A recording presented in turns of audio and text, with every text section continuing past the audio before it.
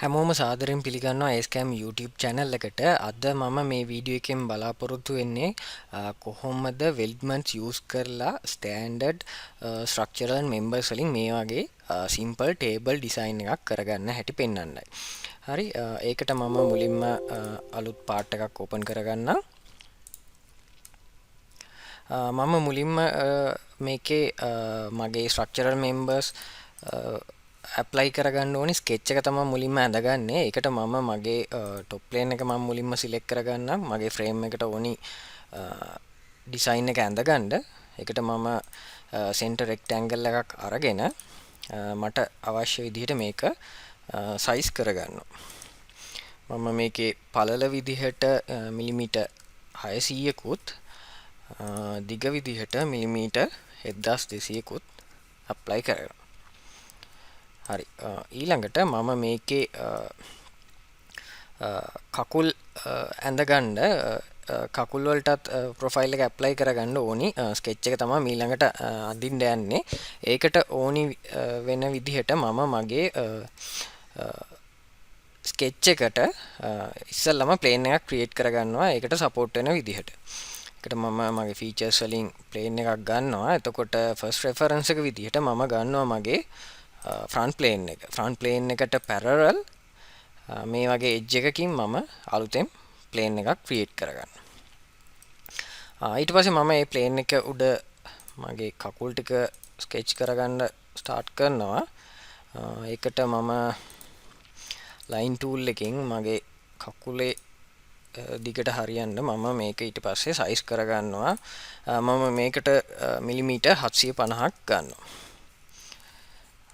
ඊට පස්සේ මම මේක රිලේෂන් එකක් දීලා මේක ඩිෆයින් කරගන්නවා. PS රිලේෂන් එකෙන් මේක එජ් එකට ගන්නවා. ඊට පස්සේ ඒකටම තවත් මම කකුලක් ඇඳ ගන්නම් අනිත් පැත්තටත් PS රිලේෂන් එක.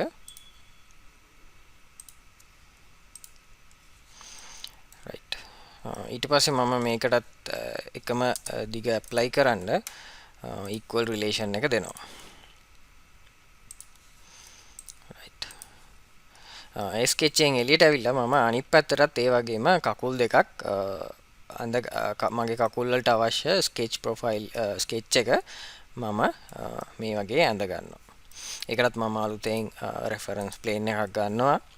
කලින් වගේම මගේ ෆ්‍රන්ට් ප්ලේන් එකට පැරලල් සහ මෙන්න මේ වගේ එජ් එකකින් මම පොසිෂන් කරගන්නවා. ඒකට මම ලේසියෙන්ම මම කන්වර්ට් එන්ටිටිස් යූස් කරලා කලින් පාවිච්චි කරපු ස්කෙච් එකම මේකටත් කොපි එකක් ගන්නවා. කන්වර්ට් එන්ටිටිස් යූස් කරලා කලින් ස්කෙච් එකේ එන්ටිටිස් දෙක මේ වගේ කොපි කරගන්නවා. රයිට්, දැන් මගේ ටේබල් එකේ මේන් කම්පොනන්ට්ස් ටික මම ස්කෙච් කරගෙන ඉවරයි. ඊට අමතරව මම යටින් තව මේ වගේම පොඩි ඉඩක් හදා ගන්නවා මොන හරි අවශ්‍ය දේවල් ප්ලේස් කරගන්න ලේසි වෙන්න. ඒකටත් මම මගේ টොප් ප්ලේන් එකේ වගේම ප්‍රොෆයිල් එකක් ගන්නවා යට ඉඳන් මිලිමීටර් 150ක් දුරේ. ඒකටත් මම අලුතෙන් ප්ලේන් එකක් ක්‍රියේට් කරගන්නවා. එතකොට ඒකට මම ගන්න මගේ টොප් ප්ලේන් එක ෆස්ට් රෙෆරන්ස් එක විදිහට ඒකට පැරලලි මම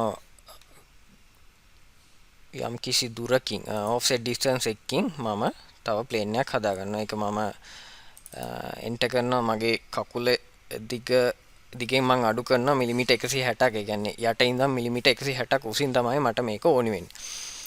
මම මගේ කකුල් වල දිගෙන් මිලිමීටර් 160ක් අඩු කරනවා. ඒක මම ඔෆ්සෙට් කරොත් මෙන්න මේ පැත්තට මෙන්න මේ හරිය වගේ මම තව ස්කෙච් එකක් ඇඳ ගන්නවා මගේ යටට අවශ්‍ය ෆ්‍රේම් එක ඇඳ ගන්න. එතනත් මම අලුතෙන් ස්කෙච් එකක් ස්ටාර්ට් කරනවා අලුතෙන් ක්‍රියේට් කරගත්ත ප්ලේන් එකේ. ඒකටත් මට පුළුවන් මගේ උඩ තියෙන ප්‍රොෆයිල් එකේම කොපි එකක් ගන්න කන්වර්ට් එන්ටිටිස් යූස් කරලා. මෙන්න මේ එන්ටිටිස් හතර මම ගන්නවා.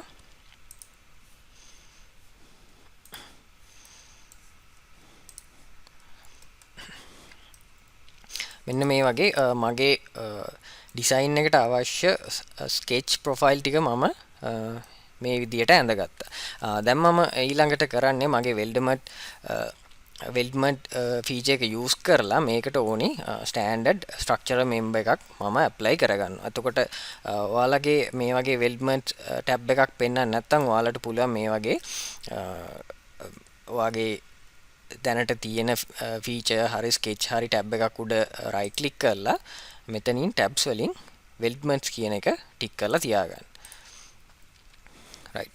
ඊළඟට මම කරන්නේ මෙතනින් ස්ට්‍රක්චරල් මෙම්බර්ස් ගිහිල්ලා මගේ ඩිසයින් එකට ඕනි සයිස් එක මෙතනින් අසයින් කරගන්නවා. මම ANSI ඉන්ච් වල තියෙන ඇන්ගල් ලයින් එක තමයි ගන්නෙ සයිස් එක විදිහට 1/1.125 එක තමයි සිලෙක්ට් කරගන්න. එතකොට පළවෙනි ගෲප් එක විදිහට මම මගේ උඩම තියෙන ෆ්‍රේම් එක මේ වගේ ක්‍රියේට් කරගන්නවා පළවෙනි ගෲප් එක විදිහට. රයිට්. එතකොට මෙතන මම කෝන ට්‍රීට්මන්ට් එක විදිහට මෙතනින් සිලෙක්ට් කරලා තියෙන්නේ එන්මයිට කියන ට්‍රීට්මන්ට් එක. මේ අනිත් ට්‍රීට්මන්ට් වලට වඩා මේකේ පොඩ්ඩක් අපියරන්ස් එක හොඳ නිසා මම ඒක සිලෙක්ට් කරගන්නවා එන්මයිට කියන කෝන ට්‍රීට්මන්ට්. රයිට්. එතකොට මෙන්න මේ වගේ අපියරන්ස් එකක් තමයි මගේ ෆ්‍රේම් එකට එන්නේ. ඊළඟට මම තව ගෲප් එකකින් මේකට අවශ්‍ය අනිත් ෆ්‍රේම් එක හදා ගන්නවා. මම යටින් තියෙන ෆ්‍රේම් එක මෙන්න මේ වගේ. ඒකටත් මම කලින් පාවිච්චි කරපු කෝන ට්‍රීට්මන්ට් එක මම යූස් කරන්නේ. ඊට පස්සේ තනි තනි ගෲප් වලින් මම මේකට මට ඕනි කකුල් 4 වෙනම ඇඩ් කරගන්නවා. පළවෙනි ගෲප් එක විදිහට මම මේ කකුල ගන්නවා. එතකොට මේකේ ඔයාලට පේනවා මේකේ ඩිරෙක්ෂන් එක ප්‍රොෆයිල් එකේ ඩිරෙක්ෂන් එක වෙනස් කරගන්න ඕනේ. එතකොට ඒකට මම ඇන්ගල් එක විදිහට අංශක 270 දුන්නොත් මට මේක රොටේට් කරගන්න පුළුවන්. ඇන්ගල් එක එකට එකක් වෙනස් විදිහට දෙන්න ඕනේ නිසා මම අලුතෙන් එක ගෲප් එක ගන්න මේ කකුල් වලට ඇප්ලයි කරගන්නවා. මෙතෙන්ටත් ඒ වගේ මම ඇන්ගල් එක වෙනස් කරගන්නවා.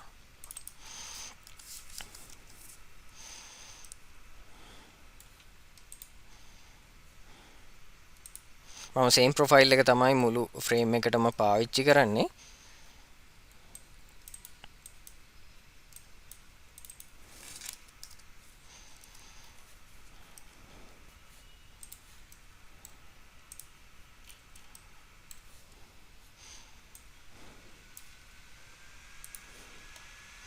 මෙන්න මේ වගේ මගේ ෆ්‍රේම් එක කම්ප්ලීට් කරගන්න. එතකොට ඔයාලට පේනවා වෙනම ප්‍රොෆයිල් වල වෙනම ගෲප් වල ඇඳ නිසා මගේ ප්‍රොෆයිල් එක එහෙම නැත්නම් ස්ට්‍රක්චරල් මෙම්බර්ස් හරියටම කට් කරන්න ඕනි විදිහට මට මේකේ අපියරන්ස් එක ඇවිල්ලා තියෙනවා. මට ඕනි ලෙන්ත් ගන්න ගොඩක් ලේසි වෙනවා ඒ නිසා. බැලුවොත් පේනවා ජොයින්ට්ස් හරියටම මන් දුන්න කෝන ට්‍රීට්මන්ට් එකට අනුව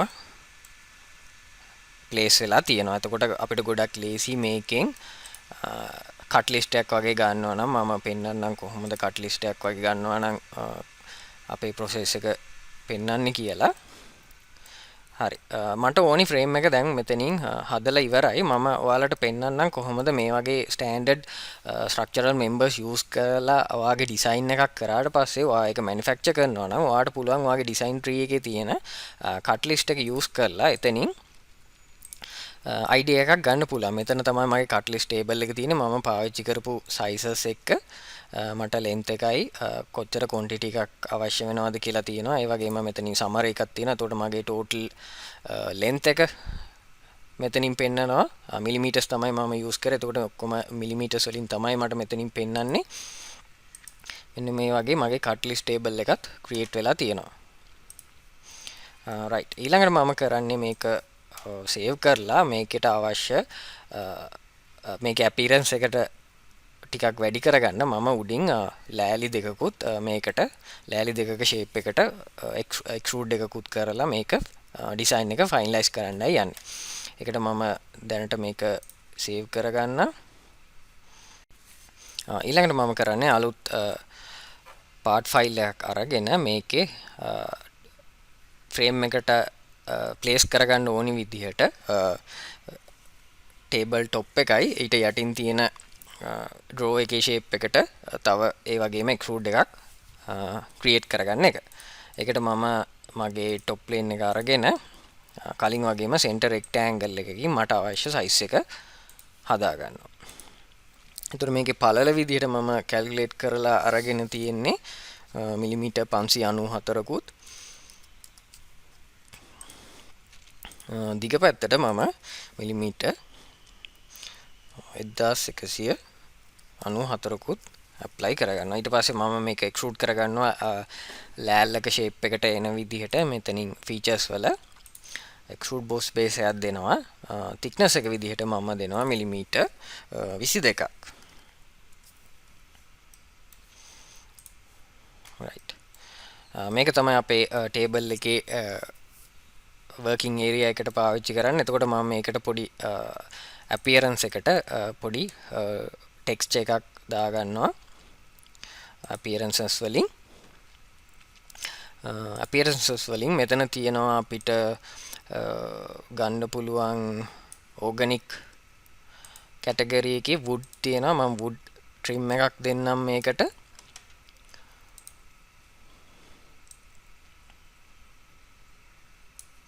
rose wood එකක් මෙන්න මේ වගේ appearance එකක් එන විදිහට මම මගේ output එක කොහොමද කියලා බලා ගන්න පොඩි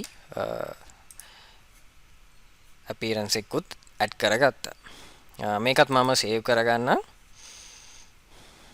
right. ඊළඟට මම කරන්නේ මේක assembly එකකට අරගෙන කොහොමද මේවා මගේ මේ design කරගත්තේ වගේ fitment කියලා check කරගන්න තමයි ඊළඟට මම ලෑස්ති වෙන්නේ.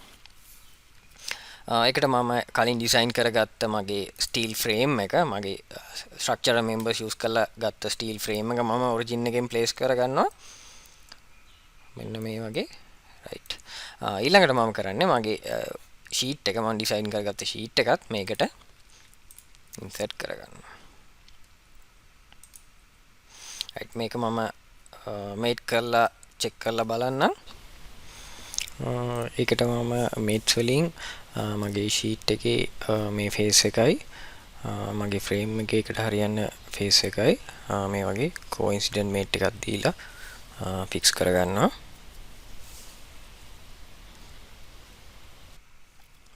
මේ ෆේස් එකයි මෙතන ෆේස් එකයි කොයින්සිඩන්ට් දෙනවා. ඊට පස්සේ මේකේ height එක හදාගන්නත් මම මගේ ෂීට් එකේ යට කොටසටයි මගේ ස්ටීල් ෆ්‍රේම් එකේ ඒකට සූට් වෙන ෆේස් එකටයි මේට් එකක් දෙනවා. ඔන්න ඔය වගේ අපියරන්ස් එකක් තමයි එන්නේ. මම තව මේ වගේම පාර්ට් එකක් ඕපන් ඉන්සර්ට් කරගන්න. එතකොට මට මේක යටටත් ඇප්ලයි කරගන්න පුළුවන්. ඉන්සර්ට් කම්පෝනන්ට්ස් ගිහිල්ලා තව ෂීට් එකක් මම ගන්නවා. එකම පාර්ට් එක තමයි මම මේකදී යූස් කරන්නේ අතරම කිව්වොත්. හරි ඒකත් අපි මේට් කරලා බලමු. කලින් මෙතඩ් එකකින්ම තමයි මැච් වෙන ෆේසස් ටික මම ස්ටීල් ප්‍රොෆයිල් එකෙනුත් මගේ ෂීට් එකෙනුත් සිලෙක්ට් කරගන්නවා.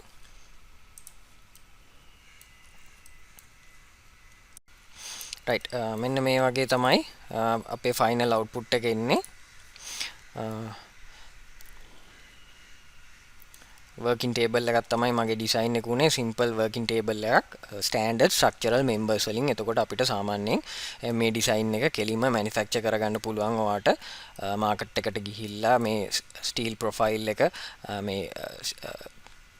මේ ප්‍රොෆයිල් එකෙන් ඔයාට ඕනි දිගත් එක්ක අපිට කට් ලිස්ට් ටේබල් එකෙන් ඉන්ෆර්මේෂන් අරගෙන ඔයාට මේ විදිහටම ටේබල් එකක් ඩිසයින් කරලා ලේසියෙන්ම ඩිසයින් කරගන්න පුළුවන්. ඔයාගේ ඩිසයින් එක යූස් කරලා මැනුෆැක්චර් කරන්නත් data හැම එකක්ම accurately ගන්න පුළුවන්. මම හිතනවා අද ගෙනාපු weldments වීඩියෝ එකෙන් ඔය කට්ටියට weldments වල basic idea එකක් ගන්න පුළුවන් වෙන්න ඇති කියලා. ඉක්මනටම තවත් මේ වගේ වීඩියෝ එකකින් අපි හමු වෙමු.